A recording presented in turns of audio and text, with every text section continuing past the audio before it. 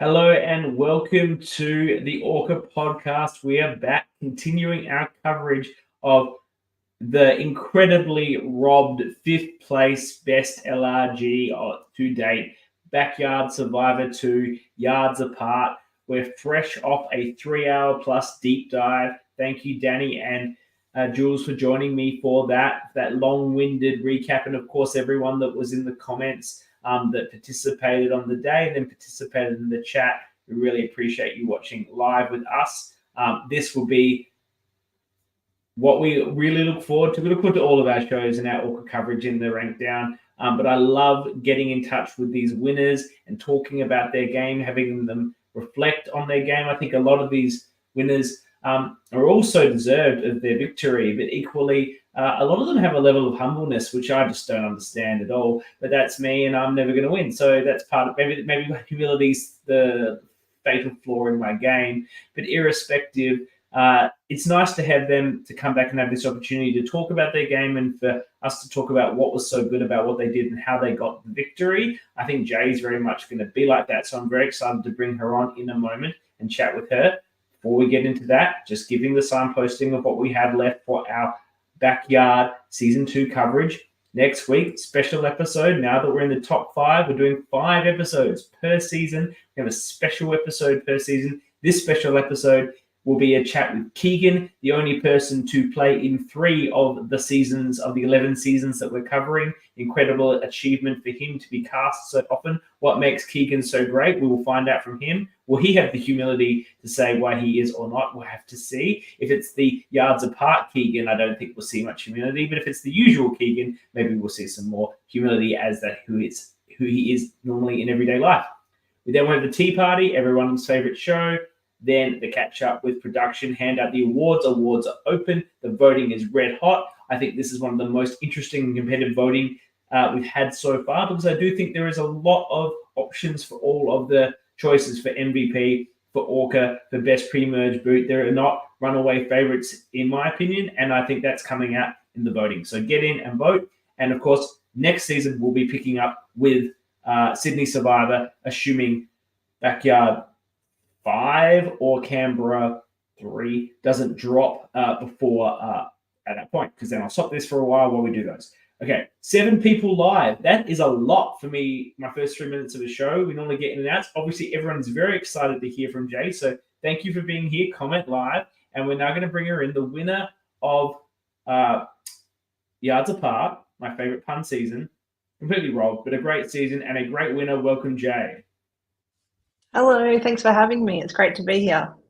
Thank you for coming on. I'm so excited to chat with you about your game. I don't know how much you watched of our long 3-hour deep dive, but myself, Danny, Jules, all huge fans of the game you played. I can't wait to get into it.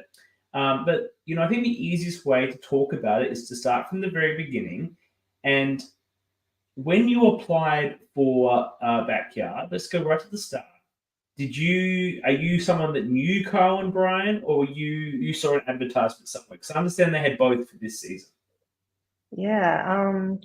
Well, let me just first say that this happened 6 years ago, and I am not known for a good memory of even my own life. So everything I say today, just take it with a grain of salt. Do you not frequently rewatch content that features yourself? Is that not something that you're particularly inclined to do? No. But we're very different people, because my season, which hasn't come up yet in the countdown yet, was only released last year. And frankly, I am just dying to watch myself again, even though I came off as a complete jackass. It doesn't matter. I'm still keen to see it. That's fine.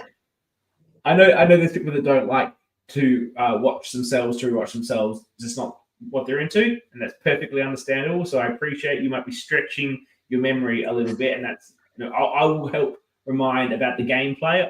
I've just binged this. I've just talked about it 3 hours. I am good to refresh what happened in the moment. No, that should be fine. I guess, no, I definitely did watch my season. You've got that morbid curiosity to see how people might perceive you and how things kind of turned out in the overall edit. But I watched it sort of maybe once or twice after it had just freshly come out, and Mhm. I was happy to just sort of leave it at that and hold on to my really good memories that I had. But to answer your question earlier, I Brian and I knew each other through work. At the time I applied, he had just I think season one had gone up, and Mhm. I binge watched it. Loved it, like loved it as much as I think everyone in the series does when they first watch that first season and fall in love Yeah. with those players. And I just thought, like, this is awesome. Like, I really like Survivor. I would really love to give it a go. And yeah, so I can't remember how I applied. I think maybe just filled out a few things, but Mm. yeah, I think I was just like 100% in from the point where Brian said that there was going to be another season. So yeah, You said you watched season one. Obviously, it was a prerequisite to watch season one. Eventually, became a challenge. Which players did you particularly enjoy in season one? Can you remember that now? Still, I fell in love with Rosie. Like, I was a I huge was going to say Rosie Rosie. fan. If I had to put Yeah, money, I would have put all the money on Rosie. But who didn't love Rosie yeah. in that season? Who doesn't? Who does not love Rosie in that? And so I think in those sort of early days of Backyard Survivor, I was just quite like I was like I want to do a Rosie game. I want to be smart. I want to like have good knowledge of the game. I want to play with some wisdom. Um, but like since then, since playing myself, like in season two, and get obviously like getting to know everyone behind Backyard Survivors as well. Like I've obviously been part of the cast as sorry, the crew afterwards, and getting to know everyone from season one. Like I actually don't have any standout favorites now. I love them all. Yes, but we don't care about who they are as real people. We care about the characters that were portrayed That's and who true. we're going to stand. And I absolutely appreciate the Rosie stand. No offense to the final three, but we all wanted Rosie to win that game. And I think we were all devastated when she got voted out. Obviously, Sally, Amy, Tyrone, lovely people. I'm sure it would, Sally's happy to have won them. To the other two would have loved to have that third in the cap. But as a viewer, Rosie was captivating. Going on to Absolutely. liking Rosie's game, you identified in the first episode, one of the first confessionals that we meet you, that your plan is to get a meat shield and puff up his ego and sort of have him come in front of you. Were you looking for your own version of, oh my God, I forgot his name, Rosie's meat shield from season one? Comment Um, me out. Yeah, call him out. I was, in some ways, I think because at that point in my life, I was watching a lot of like early, like US Survivor, and like I think that included like Sandra and all of those folks. Just being really like savvy and not standing out was kind of my main objective, and I knew that it being like the first few votes, I was going to be surrounded by big loud players, and I knew that I had like an okay like physical ability and okay like mind for puzzles and stuff like that. I didn't fear like any weaknesses, I guess, necessarily for challenges. And I just wanted to sort of like hang back for a bit, and then maybe in the late game start trying to show up a bit more. But yeah, certainly I was like, I'll just find someone who's big out there, and I'll just sort of chill with them for a bit, and so obviously I did a little bit. Well, you're one of your meat shields. Keegan is in the house. And Hey, perhaps to play Keegan. your central, he's reminded me that the name I was looking for is Ren, and that is exactly correct. Apparently, Kyle is correcting. But yes, that is who I was referring to. Thank you very much, Meat Shields, in the chat. You get into your tribes. Do you recall how you felt? And if you don't, this is a very specific question, and it's fine. When you found out you were going to be in a tribe of four, that's a very small tribe. It's very exposed. Did you initially feel, oh, this is, no one wants to be the first boot? It just feels high risk of first boot to be in a Yes. four-person tribe. No, absolutely. Yeah, I think I was still just trying to get my footing as far as like where I stood socially and what kind of impression I wanted people to have of me, in the sort of first impression sort of part of the game. So I just remember just being like, "Oh, cool, the game started and there's all of these people around me," and I just don't yeah, like you said, I just don't wanna be, standing out for the wrong reasons. I don't wanna, yeah, I just wanna, yeah, get some footing. So, yeah, as far as, like, a smaller tribe, maybe that did make me feel a little better because I didn't have to run around like a headless chook trying to, like, manage, people's impressions of me. There was only 4 people I needed to look for Mm. kind of thing. Um, so yeah, I don't know. I just remember just being like, um, just desperately like searching for some stability and someone to hold on to, and obviously I found that eventually. Into Neil, It's firstly. Neil, yeah, and my And girl. how quickly did that connection build when you got to the blue? Obviously, there's only 2 girls and 2 boys, and sometimes in these games or in life, you can perhaps build a natural connection by something as simple as shared gender at the beginning. Obviously, people build relationships and all sorts of things, but just in an intense environment, things are going to happen quickly. You either bond with someone you don't, and it seemed like you and Tennille clicked really well, noting that you had two, not just one, but 2 very significant sort of alpha personalities and the men hanging around with the 2 of you. Absolutely, yeah. I think you're right. What's shown on the screen, there was like a pretty instant connection with Tennille and myself, and I guess what I saw in her was this like playfulness, sincerity, like authenticity that I really loved. Like we could kind of like, share things with each other and really feel like we were listening and supporting and trusting each other, which is great in the early game. Um, I also did like I had this real, and maybe Keegan can comment on this when he comes on later, but like I had this real sort of like connection with Keegan where he was really trying to play the like, oh, I'm really nervous. I don't really know what I'm doing. Like he really was giving me like a vulnerable sort of side. And I think that was Mm. intentional. I think he planned that and Did you he did buy it really well. I absolutely bought it because my nature is to sort of take it? people in under my wing. And so I remember saying to him something along the lines of like, "It's all good, I got you." I think what it was, he was saying, "Oh, I've never been on camera before and I'm really nervous." Turns out he's been on camera plenty. But I was like, "No, and it's now, all good, I've got you." and now he's a stage actor. Like he's obviously very Yeah. keen to be in front of people. Yeah, yeah. And so I was like, "Oh, I can take this guy under my wing." Didn't necessarily like pin him as a meat shield at that point, but certainly was like, "Cool, I'm making a connection with this guy. He obviously is looking for someone to look out for him, and I'm looking for someone to look out for me as well." So I definitely had those 2 connections going on early on with Keegan and Tennille. And you, of course, felt that perhaps the most genuine and real person in the tribe was Jake. I don't Jake's know. fun. Like I Jake's It fun. took me a I'm little messing while to with you, figure him about. Yeah, it took Joe. me a while to figure him out.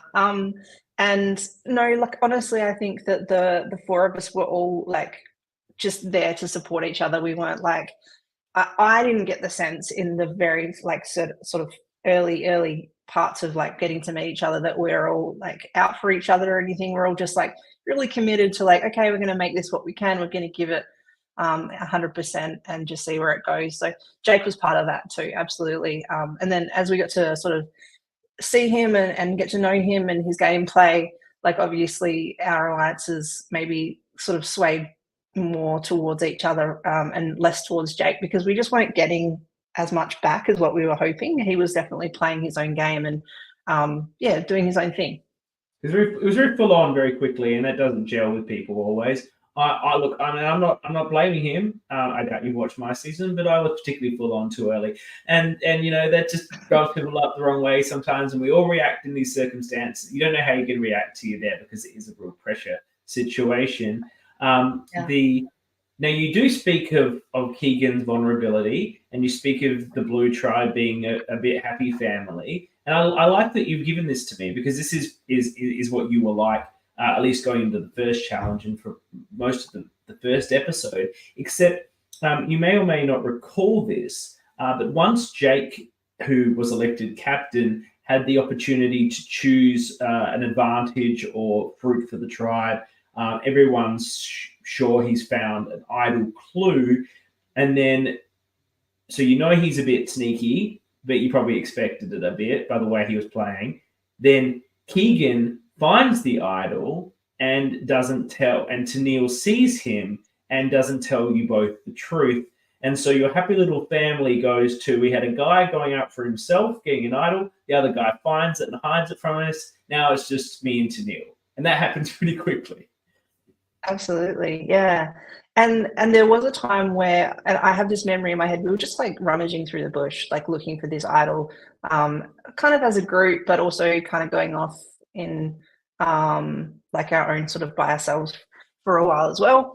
And yeah, look, I think because you're so early game, you just don't know what truths are actually truth.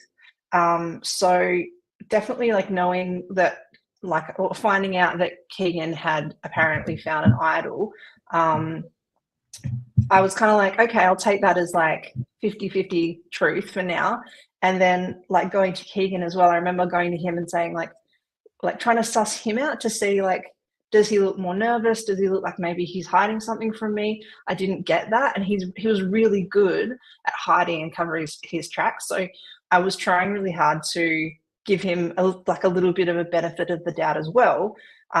Though, yeah, obviously as the game went on, I sort of was kind of sort of cottoning on more to what was going on for him. But yeah, early on, I think I was just trying to I wasn't going to like jump fully onto the Keegan's hiding something from us bandwagon. But certainly that started to like, sow some seeds of doubt. Do you recall it? You may not recall this because it never actually eventuated into something. But in that first episode, after these events that have occurred, you and Tennille actually come up with a plan. This is before you go to the challenge and know you're not going to tribal council. And the plan between the two of you is, because there is this risk that Keegan might have the idol, that you will make him think you're voting for Jake, which I think he would have believed. Jake goes, but then you actually vote for Keegan, so that if you go to tribal again, you and Tennille could then vote out Jake, and the two of you would be safe in a 4-person alliance. It seemed like that was a bit of your backup plan, and we were watching and talking about it last week, and what a fantastic plan that was, and well set up. Do you recall making this plan? Yeah, I have a vague memory. Obviously I was listening to the episode last week and I was like, yeah, that sounds like something that Tennille and I would have come up with. That sounds like go us. And yeah, I mean, it makes total sense. But yeah, I guess like we were just trying to remove any uncertainty, because obviously we'd started to doubt our colleagues, our fellow players. So yeah, we're just kind of in an attempt maybe to flush something out, and yeah. Do you think that would make this is it's an interesting it's a hypothesis. I'm going to ask you a hypothetical question for something you might have done 6 years ago, so it's very, very difficult.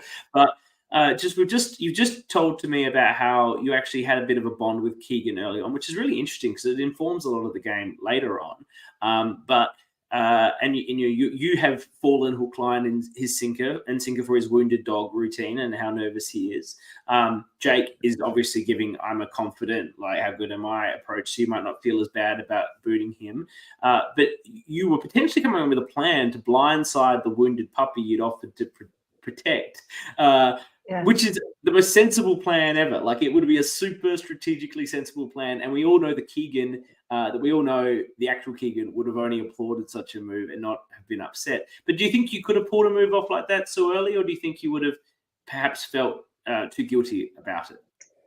Look, I think that if Keegan, like this, I guess more as me as a person rather than me as a player, if Keegan had turned around and said, that was really unkind, I can't believe you did that, I would have fallen apart. Like, I would have been like, I'm so sorry.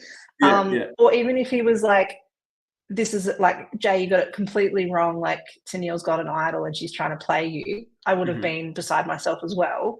I just didn't get that sense, I guess. And yeah, like I guess if he, and like I said, like if he did have the idol and we did make that play, I think that he and I probably share that, like, just respect for the gameplay. Like, I would have been like, cool, like, I respect that you were trying to protect yourself and lie. Perhaps it wasn't the right call at the end of the day. I've made the right move, and he probably would have agreed, so Oh, he would have. He might have been high-fived you on the way out. What a good move it was. That's the sort of maybe. person he is. He's a good sport, Keegan. Yeah, So I think yeah. he will. That said, it's very hard to go early, particularly if you've got some tickets on yourself. And I'm not saying he's got lots of tickets, but I think it's hard for anyone to go up first. Really, like it's a really 100%. tough thing. Yeah. You go into but this doesn't happen. These are all hypotheses and hypotheticals that never eventuated, because you've won the challenge and you've had you've won it completely, and you've had the opportunity to bring someone over. Your tribe selects Tristan. Do you have a recollection of how that came about, and why Tristan was chosen of the 4 greens? I don't have a memory of how we made the decision, honestly. I want to say, and maybe like if anyone's in the chat, they can chime in. But I want to say it was just sort of like we all put our heads together and just chose him. But maybe Keegan, if you're around, you can remember better than I can. Yeah, but I do remember what it was like having him around. So he obviously, we shared some time with him, and it was definitely awkward at first. We're just trying to help him to feel comfortable, and I think Keegan was working. Sorry, you were helping him with that. Jake wasn't. Jake was just grilling him with questions. Yeah, yeah. That's right. Yeah, I was going to say that was Keegan, but it was definitely Jake. Now that you've jolted my memory, I have this memory of someone was really trying to suss him out, kind of thing. But then I also have this memory of there was actually something genuine. It was a nice connection there as well. So it was definitely useful to share that time with him, and similar to my first impressions with Tennille and building that relationship. I think that he was just genuinely there to play the game, genuinely here to listen to what we had to say, and I really respected that and was interested in working with him. My vibe from Tristan, just jumping off the screen and with nothing else but the screen, is he absolutely gives the vibe of a nice person who's smart and strategic, who will listen to you, who will share ideas, who won't try and dominate anyone. And that's the sort of person that people want to work with. We discussed in the chat last week that with the 4 of them, Jess and John were already standing out as such big personalities, even across the mat, that it does make sense to look at a Tristan or a Sarah, because they might be more interested in a bit of back and forth dialogue. Though Keegan says his memory is it was a team decision and he had a cool hat, which he did. That's right. Yeah. Thank you, Keegan. He actually had more than one cool hat, because when he arrived to the show, he was wearing a different coloured hat, and then once he was sorted into green, he then had a green hat. So he was very well prepared for hats. I almost think that the hat helped us decide, because we didn't want to offend anyone by getting their name wrong. I'm pretty sure we just said the guy with the hat, didn't we? That would make sense. Yeah, hat guy. I think you said, you could have said tall girl or tall guy, but also picking something that has nothing to do with their person, their physical appearance or their personality or anything, is a really safe way of just picking someone, isn't it? Yeah. He chose to wear a hat. He's proud of the hat. You go the hat guy.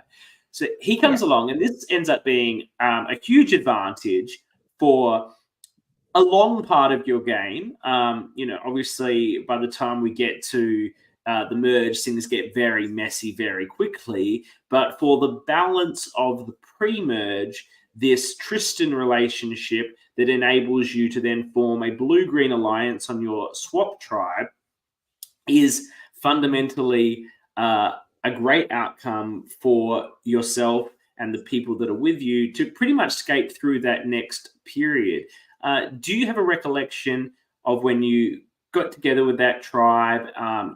You're still with Tennille, which I'm sure was very pleasing for you. And you've got Tristan, who you've got good vibes for. And you're now meeting Jess, who, for all intents and purposes, you've been aligned with by virtue of this blue-green thing. Do you remember your initial impressions on Jess, noting that you two go on to have a very powerful and strong relationship for the rest of the game? Yeah, absolutely. I remember Jess was just so welcoming. She was just like, and sparkly and bubbly, and like I think that's just the best parts of Jess, you know. And so I think when Tennille and I were faced with this sparkly, bubbly, welcoming person, we were like, yeah, absolutely. Like we'd love to get to know you more. And she just didn't present as threatening or like there was anything, you know, untoward going on. And so we just sort of, yeah, we gelled, and it was easy. It was like so easy just to yeah, create an alliance with her and feel comfortable with her and work with her. Yeah. Easy for you, horrible outcome for Casey, Daniel, and AJ though. Yeah. Yeah. Um, Yeah. and we talk about that. We'll get into those groups. Did you feel? I guess like thinking out loud, and you know, it's you look at the tribes once they get formed. And did you feel that your tribe could potentially struggle in the challenges, or maybe after the first challenge, which went quite poorly for you, where you had to run and carry the bags? Did you think that maybe we will be going to a few tribal councils, but that's fine because we've got a core four? Look, not at the time. It didn't occur to me. Maybe I was just like too optimistic or something, but I was always just like every tribe, yeah, every challenge we went into, I was just like, yep, like we're strong, we have every chance, like we just don't know what could happen. But maybe that's just, yeah, me being competitive and optimistic, I don't know. But that running around in a circle with sandbags challenge, that, oh my gosh, I'll never forget. It was so humid and we were so sweaty, and I think we're all just trying so hard, and it did not happen for us, not in the slightest. It was just incredible how much we lost. Well, it's an interesting say, like, oh, one tribe's weaker than the other. It's not that at all. I don't think your tribe, by any metric, would be considered a weak tribe. It's just, and would probably be better than a lot of tribes in LRG or Survivor history. It's just their tribe just ended up being stronger, and with people like Keegan and John and Steven and Mitch and like Jake, and like they're all there, right? Like, and it's not that you guys are in any way weak. It's just, you got some muscle as well. Like, it's just that on balance, that's a bit stronger. When you throw a challenge like running and carrying heavy bags, like that's always going to be a tricky one. Absolutely. I know some of the other challenges were perhaps more even. There was some memory and whatnot. Do you have memories of coming into this tribe? And look, a lot of this isn't particularly relevant for what then goes on too much, but there is a lot of relevance. But I think what's important here is the conversation. It's worth bringing up the conversation that you have with Casey when she's very much looking to save herself and potentially Dan. And she's not so aware of how strong this green-blue thing that has formed so strongly with the Tristan swap. She brings up to you that it was very difficult for her to vote out a woman, that they had voted out Holly, and that she didn't like that feeling. I don't know anything about you personally, but I'm sure you are someone who's very proud of being a woman, and that wants to. You're not getting. I don't think the vibe I get from you is not a person who's like, well, we're just going to vote out of the men because that's what we're doing. But still, like, in these Survivor games, the women will get voted out really early sometimes, and it sucks. And like, no one wants to be a part of that, right? So I think that's sort of where Casey was trying to get you, and you sort of said, yeah, I get all of that. But then she raised this at Final Tribal Council, which I know was then like 16 hours later.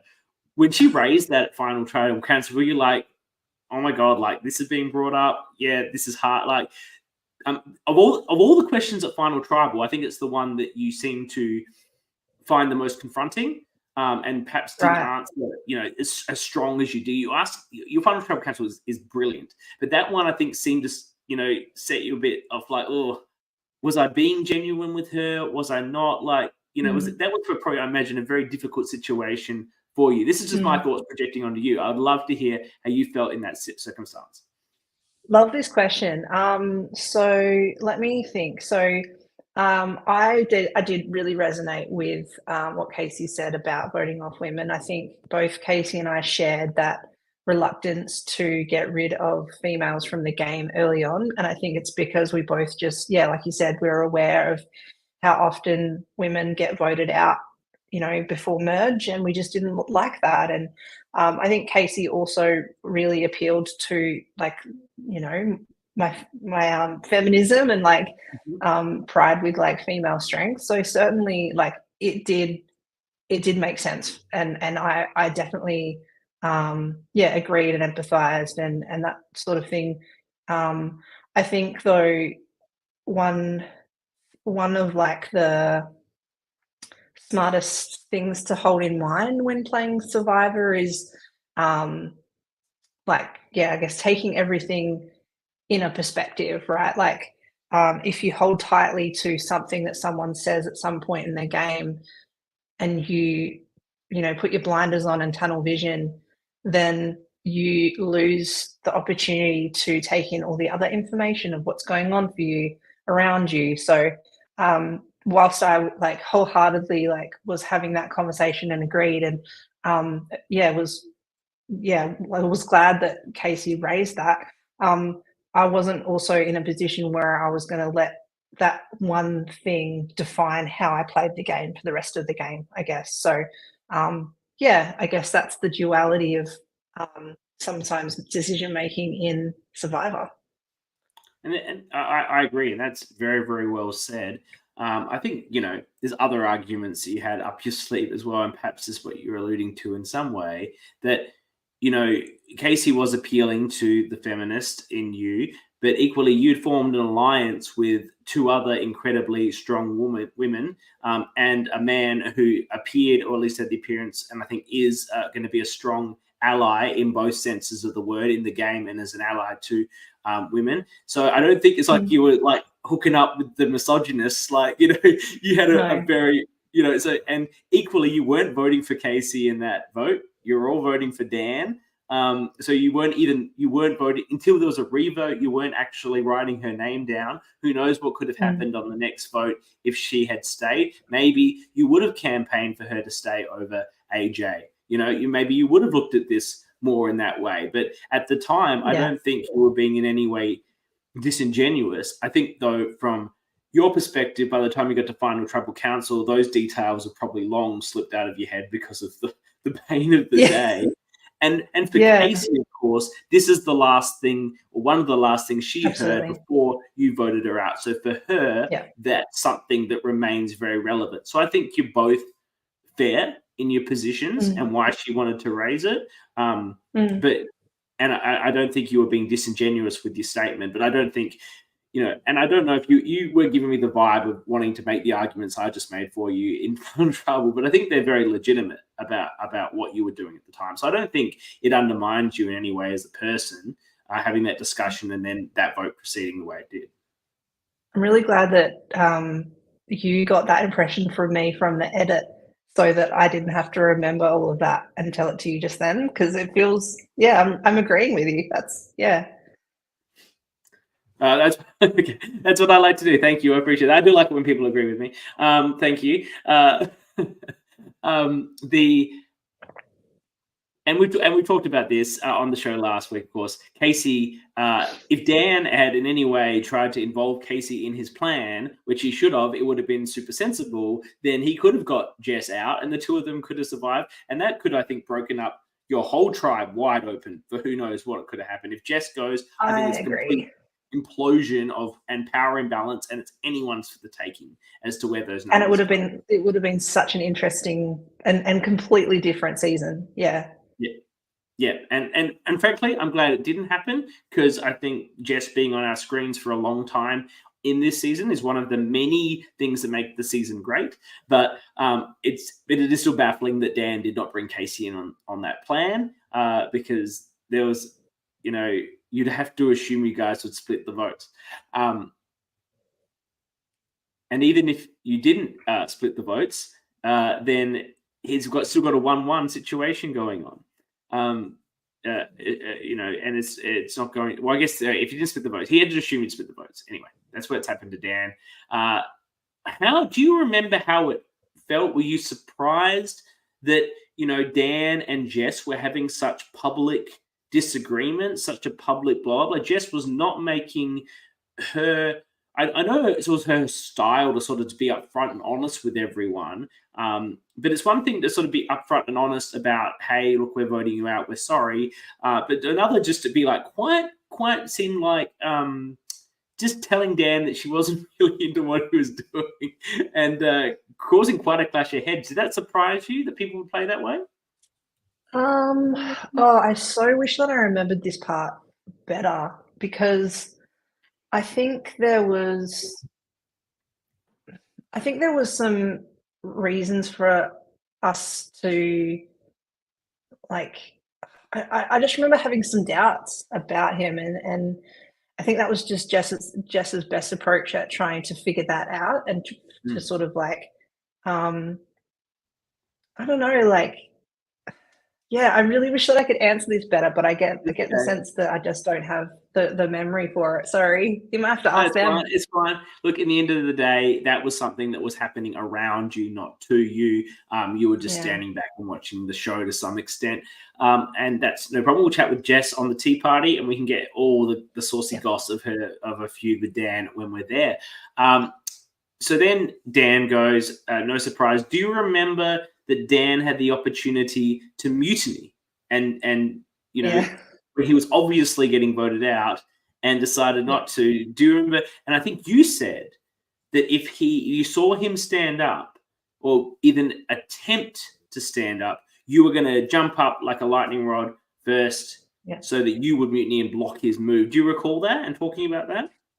I do remember that, and I remember feeling it very passionately. Like, I remember just being like, yep, absolutely, like, I will not let him do this. I just can't remember, like, why I was so passionate about it. Like, I think what I just wanted to do is just, like, protect our numbers in the game, and I was worried that if he jumped ship that, once we merge, like, there will just be this wall of people trying to come for us. So, but I don't know, like, maybe it was more complicated than that. Because you would have then obviously flipped onto a tribe. You would have Keegan and Jake, and for all intents and purposes, you had an alliance there. But as people I've played would like to say, and I think that they're quite correct, your alliance doesn't mean anything until you voted together. Once you actually vote together, then you have an alliance. Other than that, it's just words and promises. So you and Keegan and Jake didn't have anything like that, and I think that's pretty evident in this game. When we get to the merge, the groups that form are the tribes that have voted together at that time, people that have stated and proved trust. So you could have ended up with Jake and Keegan. You don't know how it's going with Jake. You could have been in a really exposed situation switching over there. They might have been, great, let's just vote her out. I get the vibe you weren't thinking about that. You were just thinking about keeping Tennille and Jess and Tristan safe. Maybe. I mean, it'd be nice if I just agreed and said that I was like some sort of selfless player, but I think I was probably thinking more strategy, but maybe not strategy beyond the point of how that would impact the people that I was aligned with. And maybe I was thinking more bigger picture where I maybe needed to think more about myself. Do you think you would have been safe?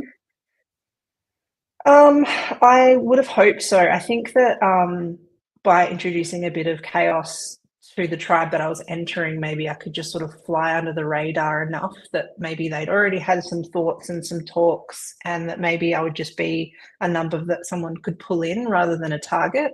And I wasn't certain that I had like any reason to be targeted at that point. I think I was like, if I was able just to sort of go in and then, snuggle under my meat shield's wing, then maybe I would have been able to avoid any sort of vote out at that point.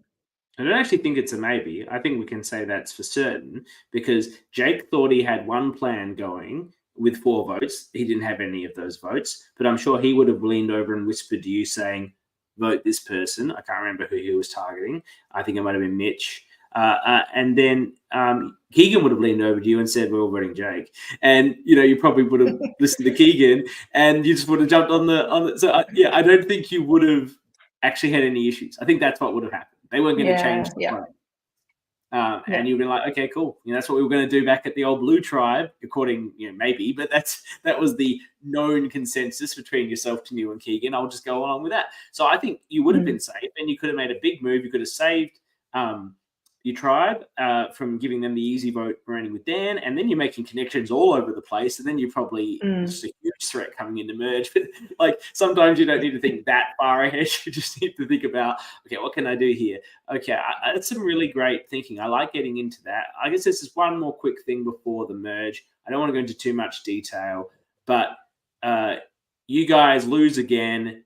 You got a clear 4. You just straight up tell AJ, "You're out, mate. Sorry. We think you keep telling him you think he's got the best chance of winning," which, surprise, you actually were all correct. But the, I don't buy it. If I'm him, I'm not buying this. I'm number 5 and you're booting me out and you're all heartfelt about it. Maybe you felt bad because he seems like a really nice guy. But, did you actually think he was going to take that boot so as magnanimously as you guys all sort of thought he was taking it? I don't know. I do all of my memories of that time. They're just all emotion driven, and I just remember us at least Jess, Neil, and I actually genuinely did feel bad about it because it was quite a landslide. But I don't know. In hindsight, I recognize that if someone said that to me, I'd be like, "Oh, get wrecked. That's not how I want to go out." I don't know. I think we're just trying to do our best to not have him take it so personally, but I don't think we really had the perhaps the interpersonal insight to do that in a way that was I don't know, respectful to him being a really competitive player, or upfront and honest and genuine in the sense of gameplay, if that makes sense.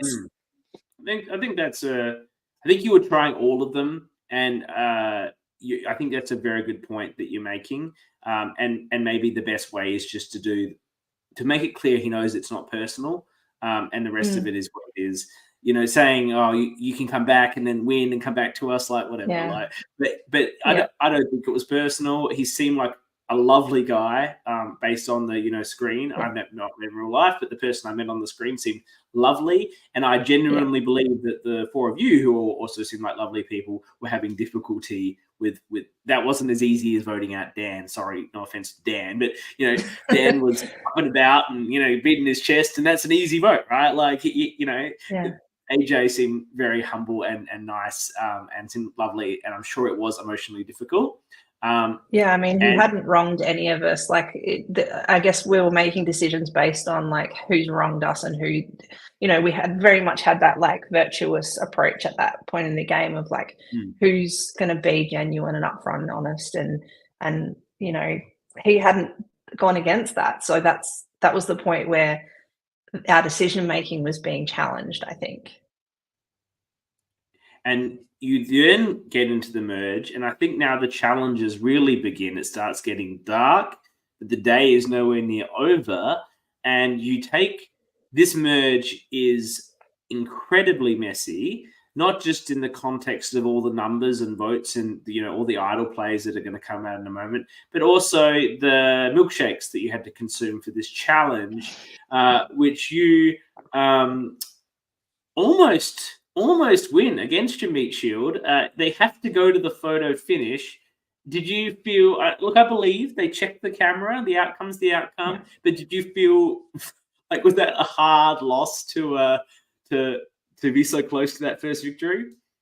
It was actually probably more so than is depicted because of a few things. I guess when I was young and I used to watch Survivor, when you're a kid and you're they're eating pig's eyes or whatever.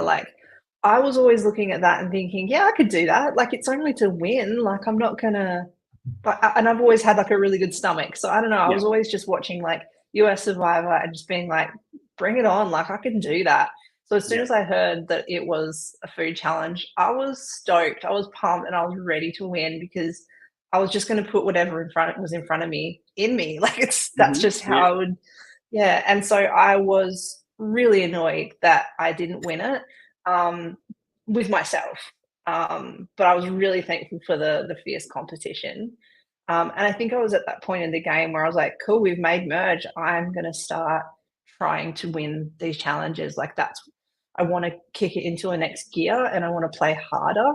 And I just wasn't prepared for the fierce competition that was also with me in that merge. So, And look, I would say that you did an incredible job. Obviously you had no issue with the disgusting parts. Other people were gagging, but still trying, but gagging.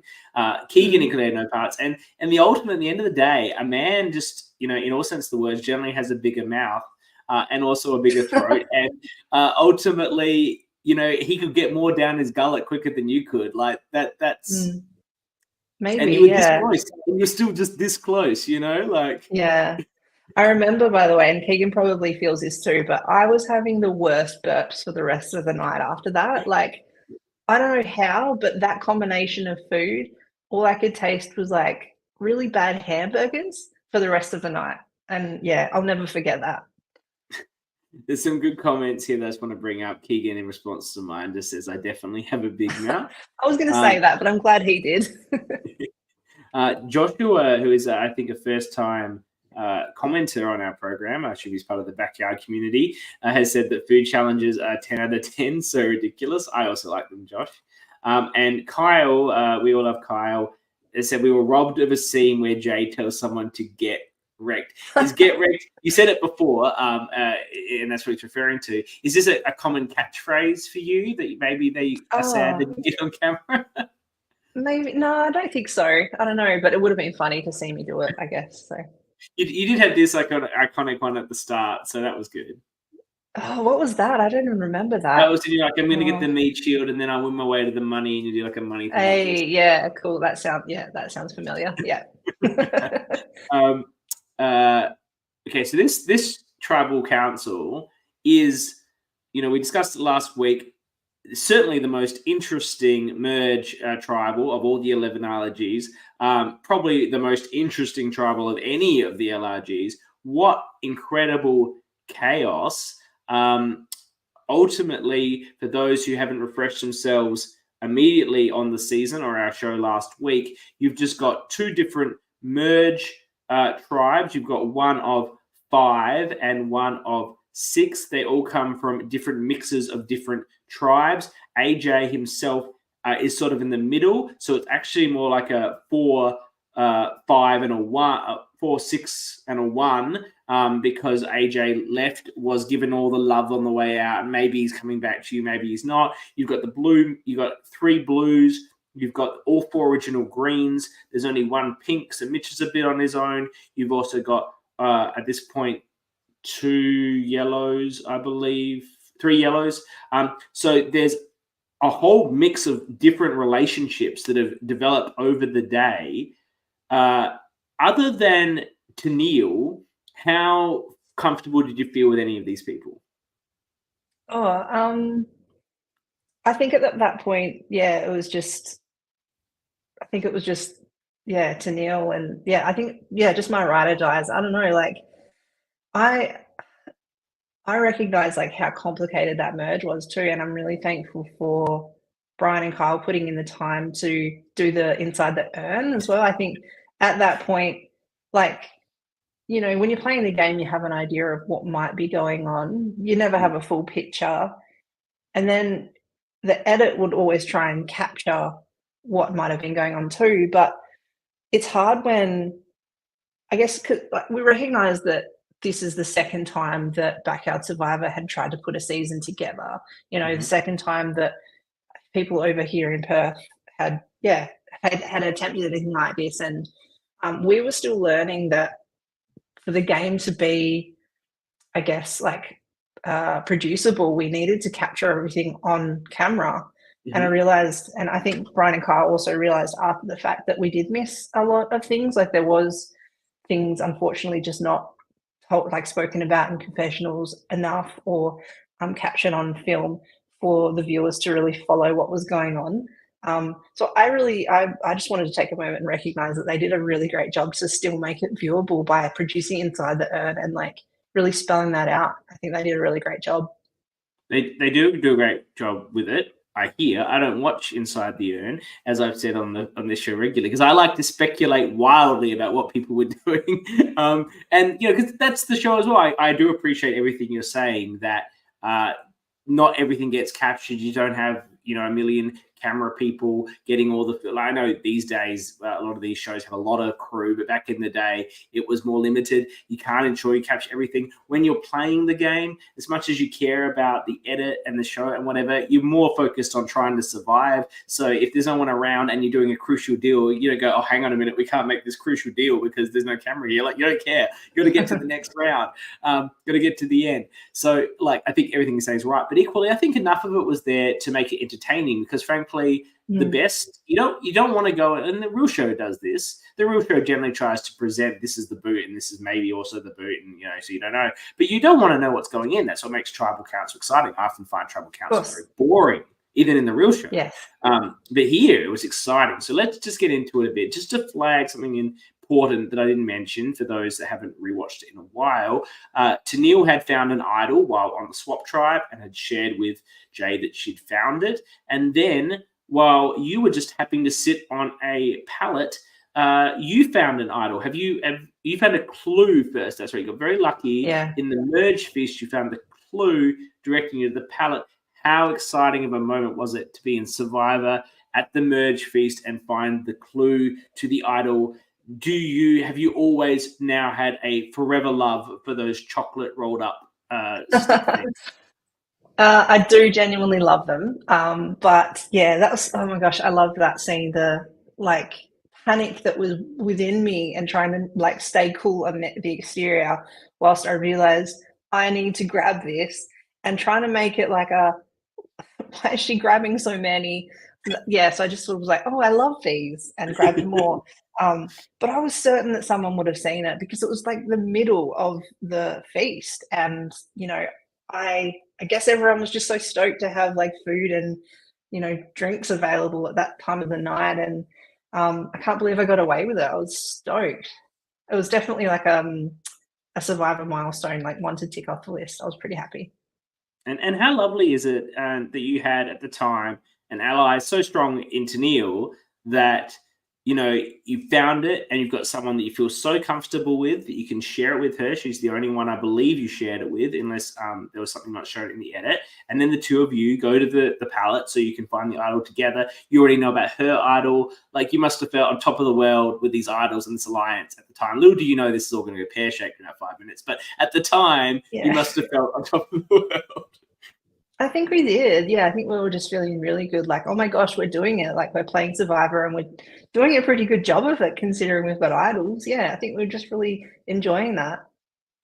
So we walk into, and this is what's all going to go pear-shaped, and really begin your underdog story as that perseveres throughout the rest of the merge in your story. In the Tribal Council, Stephen plays his idol for Mitch. That is because Keegan has fed the concept of voting for Mitch to the green-blue conglomerate and then told Stephen to play his idol on Mitch. I just love that Keegan didn't play his idol on Mitch. He got Stephen to play his on Mitch instead. But of course, Keegan couldn't play double agent if he'd played his on Mitch. And he also wanted to keep his a secret. That happens. And so Tennille goes, oh, well, now Jess is in trouble because I think that everyone could just sort of guess that's probably going to be the target, the biggest personality in your alliance. And so she plays it on Jess. And when I watched this the first time, my notes actually say, and then Jay just blows her idol for no good reason. That's what they say before the votes are read, of course. So you were there, but you knew more than me. What told you that it was essential that you play this idol on yourself? I think it felt like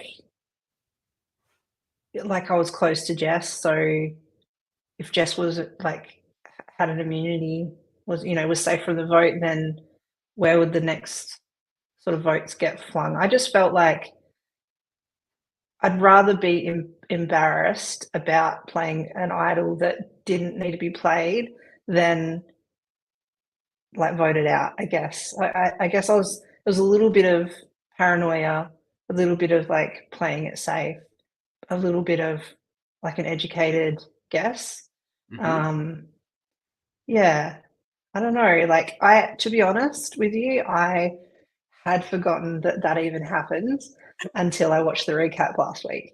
I was talking to, I think it was Brian or Zach or someone recently, and being like, yeah, I had to go back and rewatch that tribal because I had forgotten that I played an idol for myself successfully. And I guess that just speaks to how, I don't know, like how I've processed the game since it happened. Like I've Mm. felt very much like I played a low key game, and that maybe um, I don't know, like I kind of over time wasn't sure if I even deserved my win for a while. And so in my mind, maybe I've done a little bit of like forgetting the things that I did well and doubting myself. So I don't know, like it was nice to go back and be like, oh yeah, I did a pretty cool thing. That was awesome.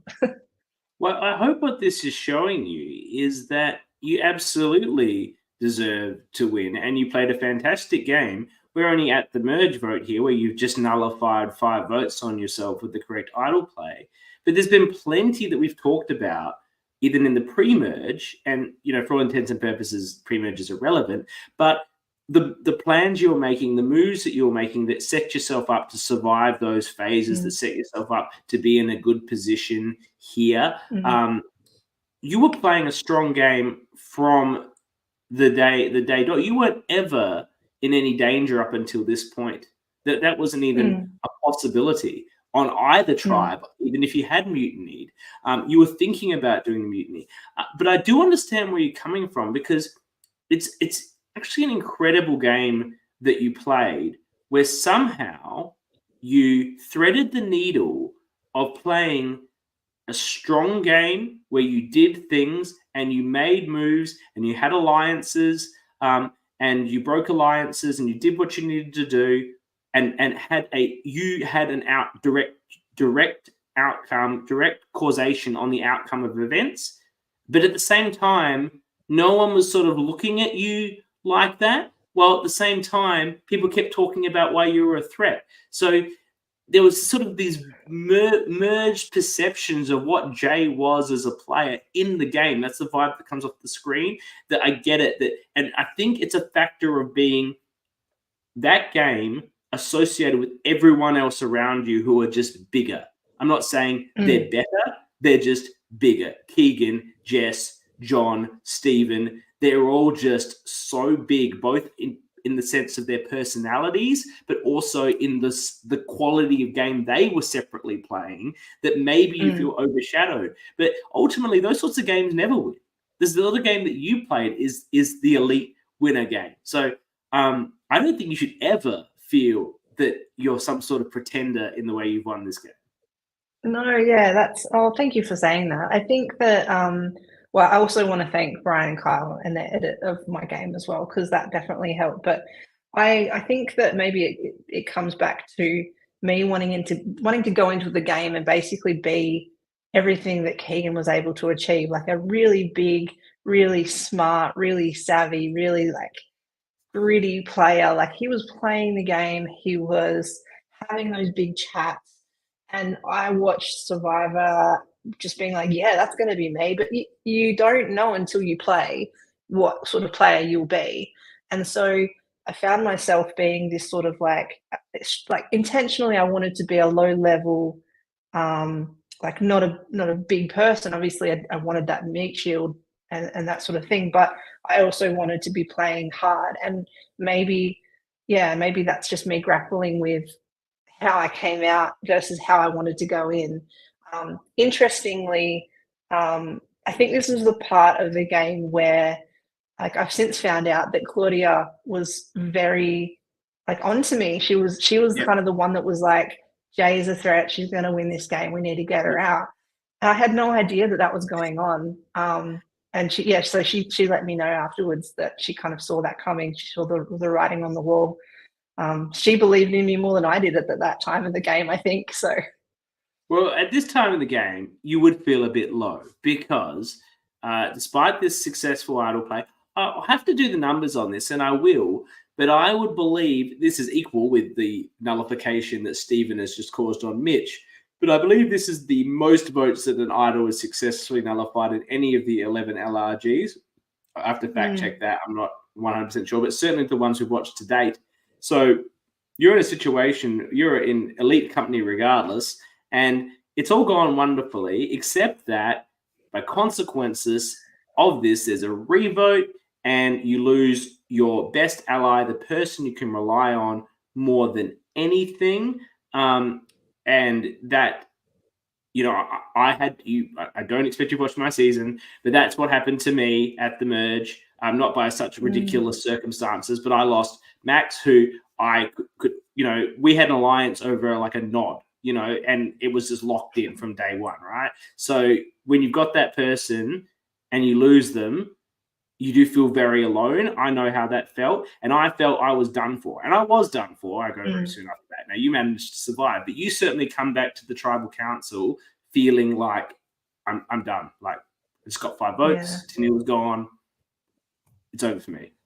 It was such a low point in the game. Yeah, I was so sad, and I think part of me was feeling responsible for it. Like I had an idol. Obviously, I used it to save myself, but in doing so, lost my greatest ally, and it sucked. I think there was a part of the game where I was just going over like, how could we have done that differently? What could have gone differently? Because it was just, and I think also it's always just really dissatisfying for someone to go from a shrapnel vote. Like it's really sad. Like I feel like if I ever got voted out that way, I would be really frustrated and really disappointed with that. Like if you're going to vote someone out, vote them out because they were your first pick. And I thought that Tennille deserved a much more, bigger battle to get her out. I was just disappointed and sad for her, but obviously sad for me too, because I felt like I was, out by myself in the big wide world at that point, having to start again maybe. It sounds like you had a little survivor's guilt about the situation. Yeah. Truly, yeah. I talk about this a fair bit, actually, survivor's guilt, especially winners' survivor's guilt too, but maybe we'll talk about that later.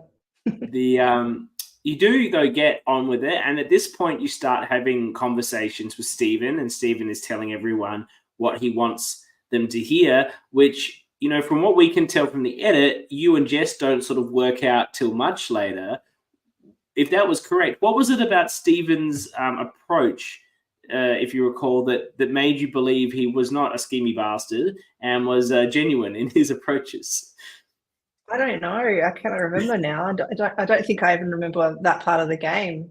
Yeah, I'm sorry I can't answer that one. That's fine. They made the edit of Stephen to be so sinister that, it's how is anyone buying this? But I think it's just because he's giving you such a different vibe in his confession to what he was doing, which, as I said last week, I adore. I love the game that Stephen played. Yes. He deserved more votes, but he had a horrible final tribal council, and the jury was going to vote for someone they really liked, probably in the end of the day. So, it is what it is. But he's playing with him, and this is where you decide to turn up the heat on Keegan. You mentioned earlier, we didn't see it in the edit, that you felt him out a bit about the idol that he found way back on OG Blue. And here you go at it again, and you say to him that I know you've got the idol. Jake saw you get the idol, not Tennille, which I want to ask about. And everyone knows about it. Everyone's sus, and they're coming for you. He does actually an incredible acting job here of pretending like I don't have the idol, and now they're all targeting me, and I don't. Horrible. What am I going to do? What was the approach? What was your, objective with that conversation? We were discussing it last week, and we couldn't really get to the thinking of what you were trying to achieve, perhaps. Totally. Yeah. I remember you bringing it up and me thinking to myself, why did I do that? I don't know. I think my best guess at why I was doing that might have been jury management. Maybe it was just trying to at that point of the game, we were getting really tired. We were like, our brains were scattered. I think I was just doing my best to minimize any impact that it could come back and bite me later on in any ways that I could anticipate or not. And so, I don't know if Tennille would have appreciated me sharing that. I don't know. Like, it just felt like it was going to be far Safe. less drama if I just threw it like that sort of on Jake. Yeah, totally safer. Or maybe I could just say that my allyship to Tennille runs beyond even within the game. That would be a great answer too. Yes. And or you could adopt what I think either Danny or Jules put onto you last week, that you were giving yourself a level of plausible deniability in that you're saying to Keegan, I think you have the idol because Jake told me he saw you get it. And then Keegan says, no, he didn't see me. What? Like, I don't have the idol. And then you can go, okay, fair. I believe you, Keegan, right? But if you say Tennille saw you, I don't think he buys that you think Tennille was lying. Like, you could think he would buy that you think Jake is lying. Absolutely. Like, giving him an out definitely helps to manage that relationship.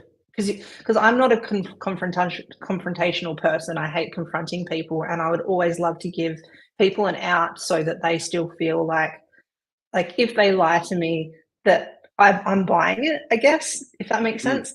So, I think more so the way I was playing that sort of part of the game was to gauge his reaction rather than to fully buy his response. Like, I was reading between the lines a lot more than actually taking his words at gospel, if that makes sense. Can you recall if you doubted whether he had the idol from that conversation? Because while you believe Tennille, there's always the chance that Tennille was mistaken. So you don't think Tennille was lying to you, but she thinks she saw him find the idol. She thinks she saw him put something in his pocket. It is possible to make a mistake. So you could think that line of reasoning if Keegan is convincing enough. I guess. I think at that point in the game, there'd been enough doubt sown with surrounding that idol and Keegan that I don't think I was ever going to fully trust him again. Regardless of the truth of the situation, I was going off of how do I feel about this person and how much can I feel that I trust them. And I think too much doubt had been sown at that point for me to ever fully just be like, yep, cool, we're back. It's you and me until the end kind of thing. Yeah. I just want to bring up a couple of comments. Kyle still says he loves these every time he sees those wafers. I love these. And Zach, star of season 3, wants to know who came up with the horrible Boner tribe name and wants to hold them accountable. Do you recall that from 6 years ago? Oh, I don't know. I can't even remember. I'll probably have to go back and watch that first episode, to be honest. But there was something about 4-letter words, or I don't know. But was it supposed to be Boner? You said it as Boner when you got to the original mats. Not you necessarily. I'm not sure who from Blue said the actual name. Yeah, I don't know. I don't think it was ever meant to be Boner. That's definitely wasn't what we were aiming for. Yeah. I don't know. Honestly, maybe I'll go back and have a look. Maybe Keegan remembers too. I'm really thankful that you're talking to Keegan later because he might be able to fill in all of the gaps in my memory. Keegan, tell us next week or tell us on this chat. My money's on Jake, just FYI. Sorry, Jake. We get to Jake, look, I don't know anything about Jake except I watched on the screen, and I think Jake would be loving the amount of times I mention his name for a pre-merge from this season. He's the kind of guy. The worst thing that could happen to Jake is the worst thing that could happen to me if I played is that I was nobody. It doesn't matter if I'm big and go out early, but coming on and being nothing would have been the worst thing that would have happened to me. So that's how I was thankful for him. Yeah, I think he's one of those players that you can't help but remember and love for just him being himself. Yeah. Truly a backyard survivor icon, that guy. Yeah, absolutely. All right, so this vote is you cop another 2 votes here. I just cut out the challenges. I want to show the challenge again. Hosts, what is your tribe name? Boner. Boner. Bono, great. They try and change it, but it's Bono. We know. So in this vote, AJ cops it for being a bit of a flip-flopper on the prior vote, and no one knows who can trust him because he voted both ways in the votes, and he seems to have told people that, or at least they figured it out. You copped 2 votes from AJ and from Sarah.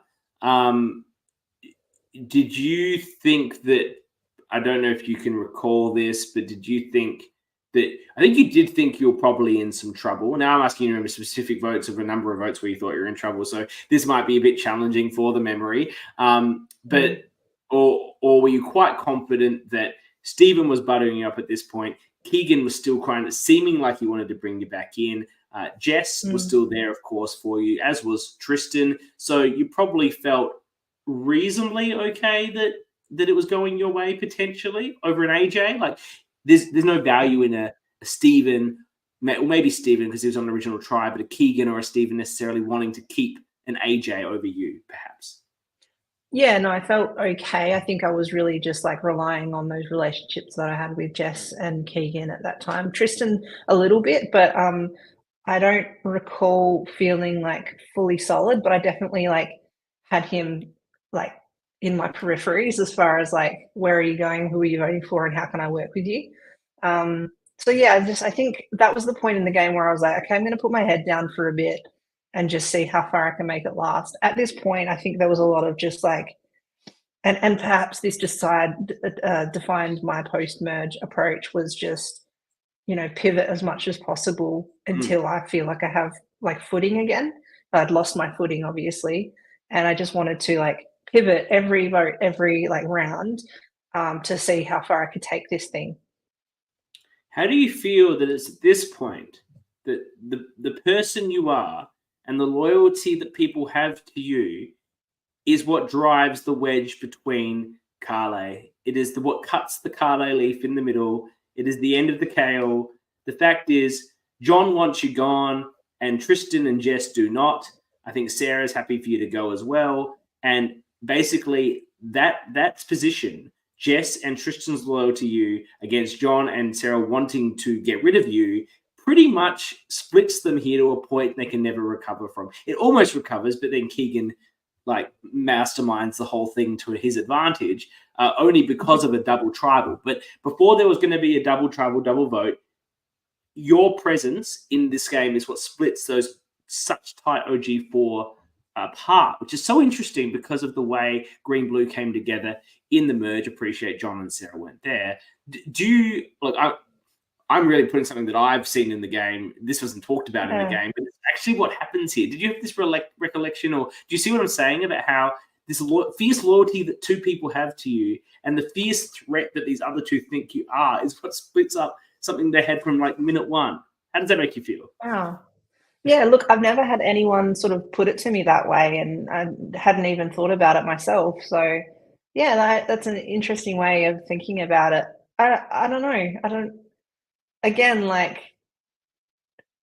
cool, I guess, but like I struggle to like I don't know, maybe like put myself in the position where like I'm like, yeah, I deserve that. I don't know. That's weird. Maybe I'll chew on that in the weeks to come and see how I feel about it. But I'm not surprised. Look, to be honest, you deserve all of that from what I see and the conversations we've had for this last hour or so. You deserve those people's fierce loyalty, particularly the sort of people Jess and Tristan appear to be, loyal and genuine people themselves. And you deserve John and Sarah trying to get rid of you because you were a huge threat to win the game. So I feel you deserve everything you got from both sides, both as a player and as a person. Yeah, maybe there's something in the fact that like going back to how I was saying that I just was ready to work with anyone and pivot as much as I could to survive. I think maybe there was something in that they were seeing and like happy to work with. Whereas I think like perhaps John and Sarah had a bit more like inflexibility about where they wanted to take the game, and they had. I got the sense that they really had like good footing and they had good ideas and like they were really just wanting to play hard. Whereas I think perhaps people were wanting to work with me because they knew I was just I was open to things. So maybe that's what it was. I don't know. John did come across as fairly inflexible at this point. That's what Danny and Jules identified a lot last week from their perspective.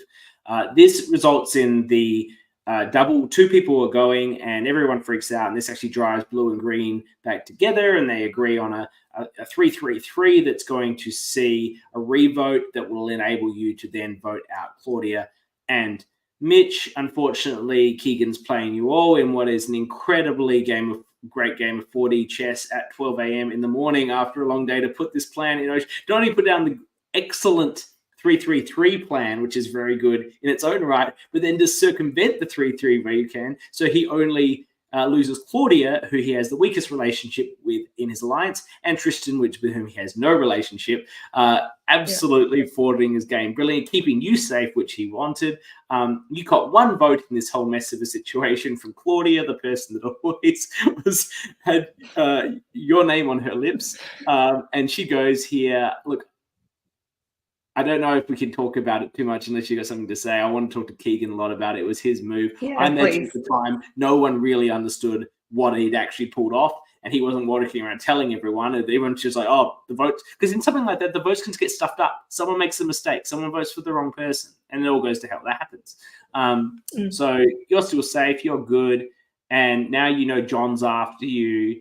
And you've decided that 7 is an important number in Survivor. You're obviously a Survivor fan. You know the importance of 7. You're going to make a big move on this one. And it's the quiz. Are you much of a quiz person? You'd watched Backyard 1, obviously. Are you much of a quiz person? Or and therefore were you surprised with your poor performance here? Or was it you're just going to blame that on the late hour? I'll blame it on the late hour, but I'll also blame it on the fact that I'm not a quiz person. In my personal life, I don't let myself go to quizzes because I'm just not a quiz person. So I've met so many other amazing people who seem to have just an encyclopedia of knowledge about Survivor in any form, but unfortunately that's not me. So yeah, I wasn't surprised. Tried my best, obviously, but yeah, wasn't surprised. You did say at the start of this that this was 6 years ago, but in any event, your memory isn't like as strong as other people's might be. So I do appreciate that maybe that's not a quiz thing for you, so you don't win. That's fine. This one again, you cop votes. It's a 5-2 over you. John goes. Do I have who you got votes for from Sarah and John? Obviously. So again, at this point, as I say, what I talked about in that prior one has come to roost, though Tristan is gone now, but Jess is when Tristan went, Jess now looked at you and you two became very close. You still had Keegan wanting to look after you. You had a lot of allies and people at this point. John, John's a big character. He's a big player. People find him flexible. He goes, you walk into the final 6, where Keegan wins immunity. It feels like, and I know I appreciate this might be difficult to remember, but it feels like to me that even though you keep copying votes, like you keep copying the 2 votes, we got a 1 vote. Like every time you go to trouble, you see votes, right, for your name. You come out of your underdog position a bit, and it feels like going into this final 6, you're in a good position because Jess is still there. Keegan's still there. I know you might be unsure on Keegan, but he's been good to his word recently. Stephen was spending time butting you up, and then you've got Mitch and Sarah as the other 2 who perhaps ones you didn't have such a relationship with. But the numbers feel like they're there. Were you starting to feel a bit more confident as you got into the final 6? Yeah, I think I'd moved past that sort of. I think I'd started to just grab my footing again a little bit, and to have to kind of redefine who I was like relying the most on. I guess I got to a point where, yeah, like you said, Jess and I started to be there for each other, and I felt like even though I still had my doubts about Keegan, like he was still someone that I was going to and just checking in with. So I definitely started to feel like, okay, cool, like I've got enough, but I also remember at that point starting to feel more worried than ever because, like you said, there was just like this continuous like 1 or 2 votes that were coming my way, and I just wasn't sure. I couldn't be certain who that was coming from. Obviously, you can see it in the edit, but yeah, I was just kind of like, what's going on, and how come I keep getting these votes? So I was kind of, again, coming back to just what can I do this round to stay afloat each time. It's very easy in Survivor to say, I didn't vote for you. And Yeah. sometimes that's pretty obvious, but in this game, none of these votes are obvious. I don't think anyone came back from any of these votes certain about what people had done unless they actually said that's what I did. So certainly, and you keep getting them like, am I voting out the people that are voting for me, or am I voting out the wrong people? You don't know. Yeah. But you go into, okay, there's a question from Zach. Was there a time before this where you thought you were genuinely going home, before you started getting your footing again, when you were getting these 1 or 2 votes, a lot of these tribal councils, did you actually think, like when your name came up, did you think, oh, this is it, I'm done? Or did you generally feel like, no, I can trust the people that have given me their word at the time? I think every vote passed Neil going home. I wasn't sure what was going on. So, as in, I wasn't sure if I was going home. And I think it was just mostly also because I had used that idol and I didn't have something to keep me safe. Perhaps if I had an idol, if I had an endless, bottomless bag of idols, I might have played them, every round, because I was just starting to feel so unstable and so unsafe. But I guess, like, well, I actually don't know. I don't know if I can answer that question, because I might have to rewatch the season to really remember how I was feeling each vote after Tennille left. I'll just skip past Sarah's vote because you don't really have much to do with it. You and Jess vote for her. There is a brief discussion of a girls thing, but I don't think either of you thought that Sarah was going to actually be working with the two of you, particularly Jess. I think her and Jess were pretty burnt by each other at that point. So that happens, and we get to the final 4. And we talked a lot about last week what Keegan could have done to have actually perhaps got to the end. And it was a strong view of the ORCA crew that he should have kept Jess in the game here and voted out Sarah. And we'll talk a bit about those what ifs in a moment. But you go to the challenge, you've got to build the blocks. Let's talk about this moment. What a moment for you. You build such an incredible tower that it stands for minutes after the challenge is over. If not for you knocking it down, it might have stood for the rest of time. And when you win the challenge, there is such a human moment of relief and excitement and release, knowing that you go into the final 3, of course. Absolutely magnificent LRG television. It's reflective of the real game, where someone who plays for 30 days or 40 days realizes they've won the challenge and they're into Final Tribal Council. I think the only reason why this was so good here, I'm not saying it's not always good, but because it did seem like such an incredibly long day. It must have been so draining. So it was more like playing for 30 days because you played for 18 or 19 hours without stop. What was that moment like? Well, I guess before talking about that in depth, I think it's just amazing that, you've got so many hours of so much footage, and Brian and Kyle were able to put this together in a way that was so thematically impactful. So again, like, kudos to them for the production, editing.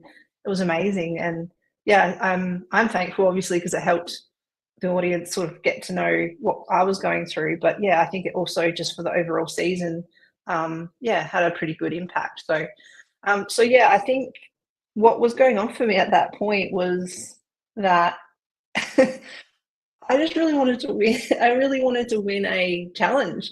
And ever since the merge, I was just like trying so desperately. And for whatever reason, like, always the bridesmaid, never the bride. Like, and that was just one of those things. I was like, I really want to win a challenge.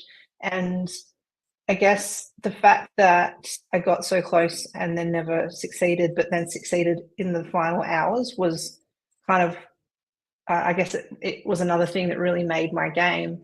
But it obviously impacted me so much that I was exhausted and I'd achieved a goal. I really wanted to win a challenge and I had just done it. And then I think I just realized what it meant overall, um, after like seeing so many of my allies go and feeling like a couple of times just like I'd had the rug pulled out from under me, to then have this one thing that I kind of could stand on so late in the game. Like, cool, I have some stability. Cool, I have some footing, and I have some agency again.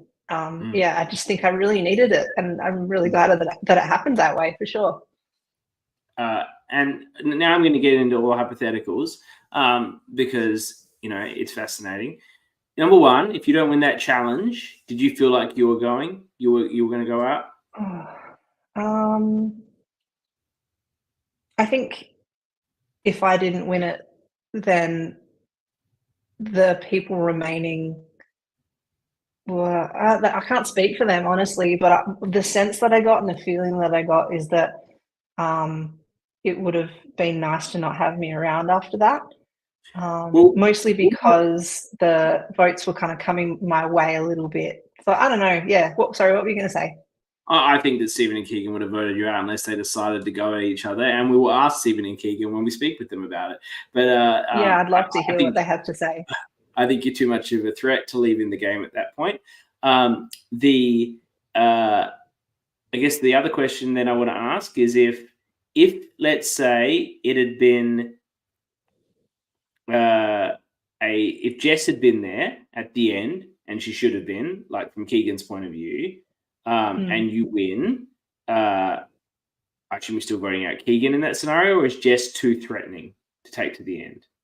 She was a close. To be honest, you don't have to answer this question if you don't want, because this is very hard. You're probably still great friends for Jess, and it's very hard to answer the question. Would I have taken? I'll answer it. Of course I would. Why not? Like, Yeah.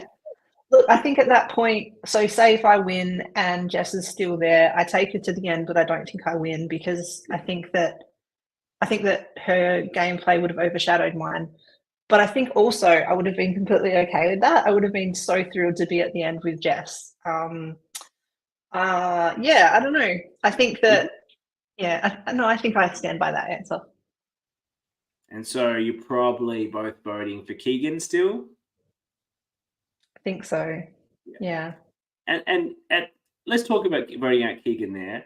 You go into a bit of a chat with Sarah and Stephen about how, offended you are by the fact that he had this idol that he didn't tell you about, despite your questioning, and now you can't trust him, and you're basically just giving yourself reasons to vote him out because he needs to go because he might win.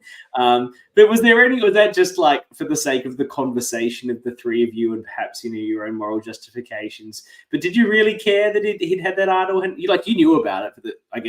For the truth of it, you probably enjoyed the justification that you were right. Tennille told you, and she was right, and you were right. Yeah. Yeah, maybe it was a little bit of justification for sure, but I also think that at that point, a lot of us had cottoned on to how much of a threat he was, although not to the full extent until we actually watched the show back. He was, oh my God, he's such a great player. And I'm just so glad that I had a chance to play with him because, he played it so well. But I didn't realize that sort of your gut can tell you so much, but I'm just so glad that I trusted mine because, he was playing harder than I anticipated. As far as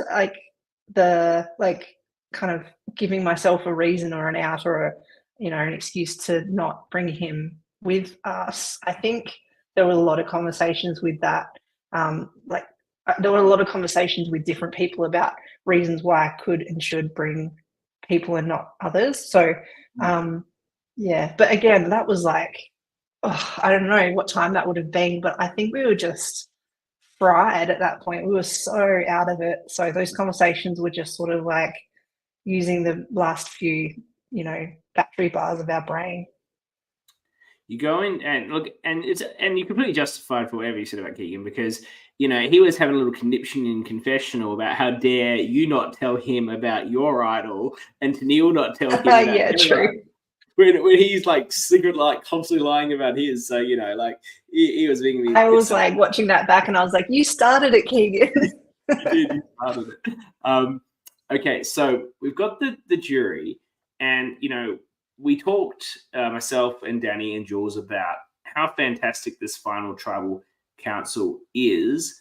I do think this more than a lot of the ones we've looked at so far, though Backyard 1 was very much anyone's game, but that's because all three of them had played the exact same game, so who knew who was going to vote for who? They were almost indistinguishable in the games the three, Tyrone, Sally and Amy, played. Here the games were very distinguishable, but I do think that it felt like, from an edit point of view, and just if I'd been there on the day, that any person could win this final tribal. Each person had merits and things they could say that were good about their game. Your approach was so, I think the best word I can put is human, and the way you spoke was so genuine that I felt you just connected with the jury in a way that Sarah and Stephen were not doing. They were more about I did X or I did Y, and in some cases not perhaps elaborating well enough on that. But you were just making these statements that felt from the heart and honest. And I think that's not always going to win with every jury, but I do think the people that you had on this jury, that was going to resonate with, particularly the ones that were actually sitting there. I've got my opinion on the ones that didn't show up, but the ones that were actually sitting there who'd also gone through this 19, 20-hour ordeal to some extent, a similar but maybe not the full extent that you did. Was that something you planned beforehand? Was that something you planned going in? Did that just come out of you at the time? Where did that approach come from? Well, I certainly went into that final tribal just not convinced that I wasn't certain where the votes were going to go, and I wasn't sure if I even stood a chance. I knew that certain people were going to vote for Stephen, and that was kind of more polarizing. But bringing Sarah along, I wasn't sure how similar our games had been, because I didn't really have much to do with her really. So I kind of went in just humble, I guess. And I also think that I was really impacted by the history of the game and maybe the shadow of Jess and Tennille, in the sense of this real being sincere and being authentic and open with people. So that kind of stuck with me in some way. I think that really showed when I was talking at that final tribal. Again, you recognized in last week's episode, I was so tired. We all were. And so I think part of it was just trying to not put my foot in it, because I knew that I probably could have done, being so tired. So I was trying to choose my words really wisely and really gently, and just doing our best to put forward a compelling argument. But I will say that it wasn't all, I wasn't all as good as maybe people interpret me. I think I was still playing strategically in that moment, and maybe recognizing where I would lose votes on that jury. And look, I might, instead of dancing around this, I might just go straight into it. I think there were questions that came my way from certain jury members where I was like, I'm not going to get your vote, so I might just pretend like you don't know what you're asking. And that, for example, that was John's question about, he said, at the start of the day, you said you didn't even know if you wanted to be here. Yeah, he was true. He was right. But I think the way that I answered his question was I'm so sorry, I don't even remember that. I did remember it. That was before the camera started rolling. We were all sort of waiting in the wings, and I was trying to underplay my threat and my interest in the game, and I was trying to just really make people think that I wasn't even here to play.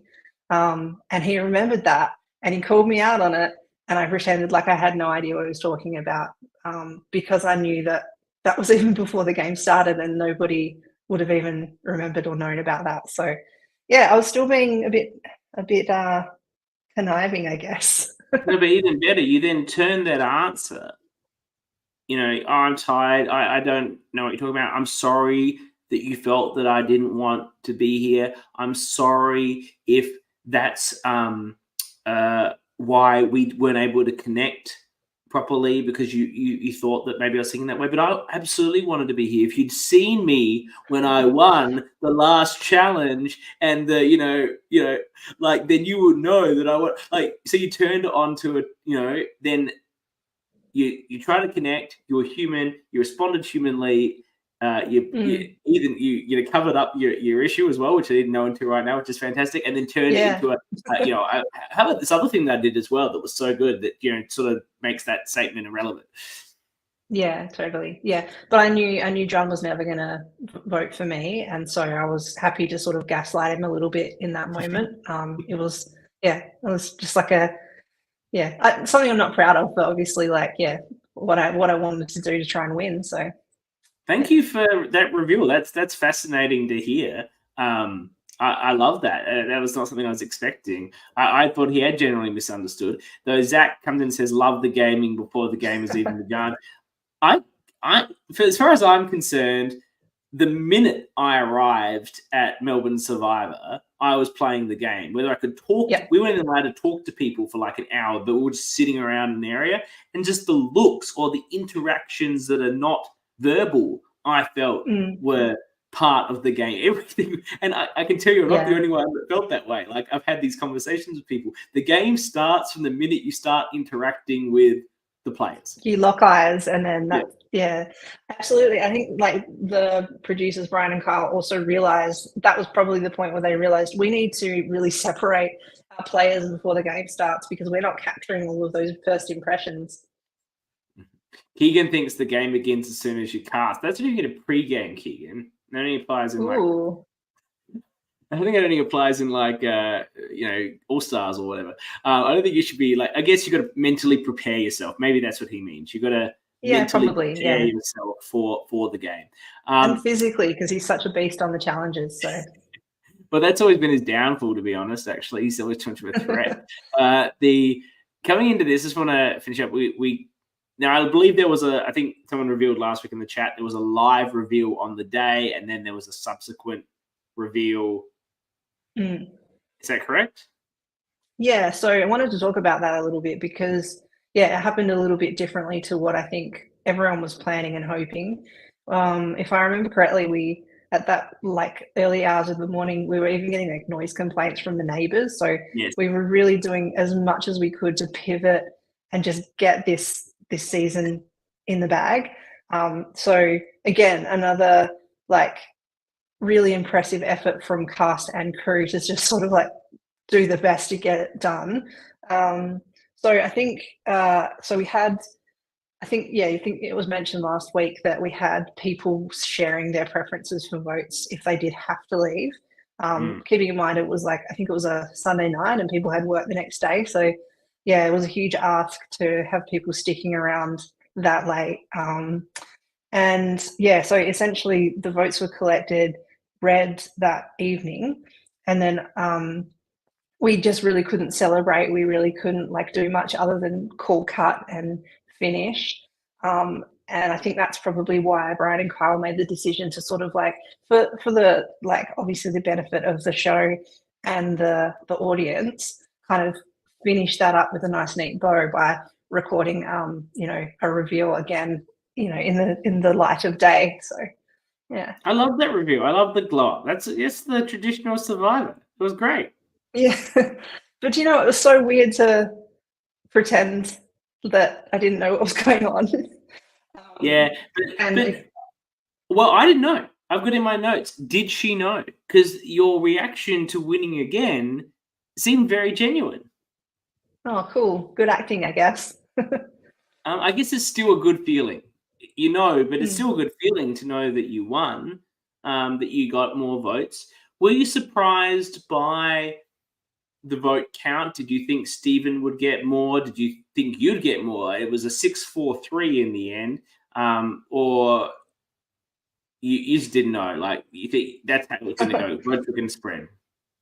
I was surprised. I was surprised that I won. I was like genuinely shocked and like, what is this happening kind of thing. Though I did kind of come out of the like final tribal feeling like cool. Like I feel like I left it all on the court. Like I'm happy with how I did that, and maybe I do stand a chance. But yeah, you never really know until the votes are read.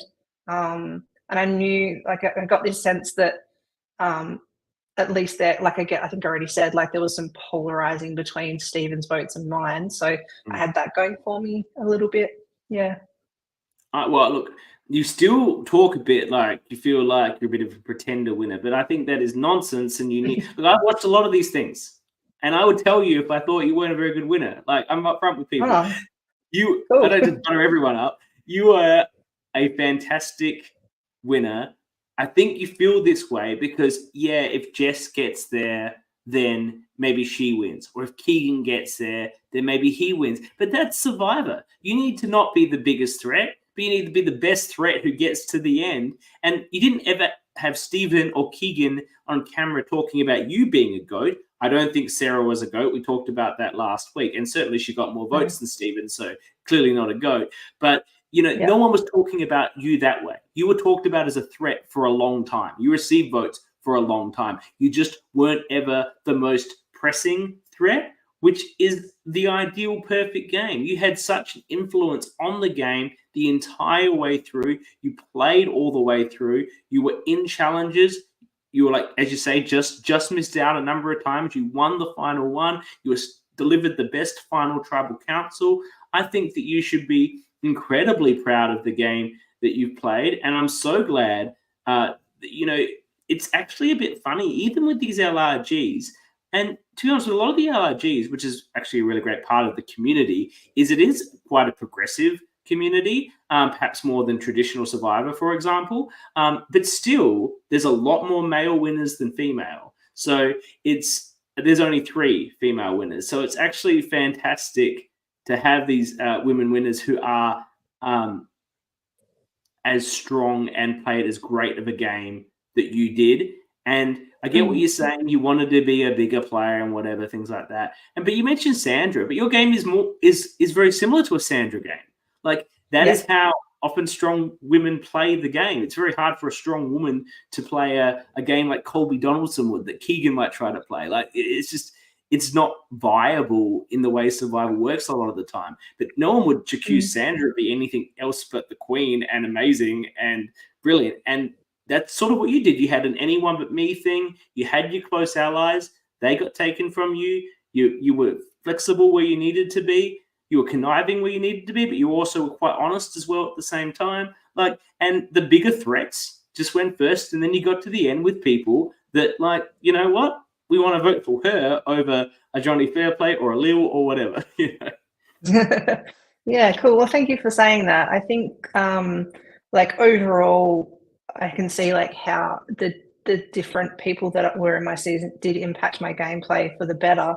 Like, even the people that were, adamantly against me, all the way through to the people who were my ride or die, like, all of that influenced how my game obviously looked, but also how I played the game too. So I'm really just thankful that we all got such, good representation on the screen. And I'm just really thankful that I got to play with such amazing people. And obviously this has since created this beautiful space in my life where I'm able to work towards the production of even bigger and better seasons. And to be honest, that's where my heart truly lies. I've just fallen in love with, like, being behind the scenes and creating the magic that so many people just like us love to watch. So yeah.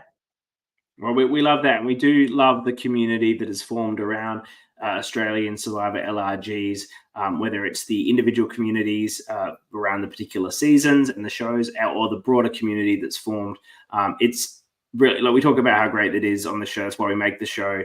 That's why people come and watch the show live or watch it after. It's to support this amazingly inclusive and welcoming and beautiful community that is just filled with people from all different walks of life coming together respectfully and with love for something that we all love, which is the game of Survivor. Thank you so much for coming on, Jay. I don't know if you want me to say this, but you weren't super sure about it. But like, I think it's been a fantastic interview. You've been really great to have you here, and I would have been disappointed if you didn't come. So thank you so much. I want to thank everyone who watched live and commented live. It's always so great to have you watching with us and to be able to bring your comments in as we go. And equally to everyone that listens to this after, whether you watch it on a YouTube or you're listening it to a podcast after the fact, thank you so much for continuing to tune in. I'm loving bringing back these older seasons that didn't get the sort of media treatment that we now give to the big seasons that are made by the Australian LRG community. So thank you for being a part of it. We continue our coverage next week with Keegan. I'm very much looking forward to that as I put out a final comment from Keegan, who says, Jay played brilliantly and should not doubt in any way that she's a deserving winner. I agree wholeheartedly. Thank you, everyone. Thank you, Jay, again. I'm just going to finish off now. Thanks so much for having me. I'll just say thank you so much for having me. Yeah. And thank you for having such a beautiful focus on this season. It's been really amazing to relive this and rewatch it and have people chime in with their opinions. And I can't wait to see Keegan and the rest of the folks that you're having on. And yeah, it's just going to be lovely. So I can't wait. Thank you. Thank you, Jay. Don't run off. And to everyone else, I will see you next week.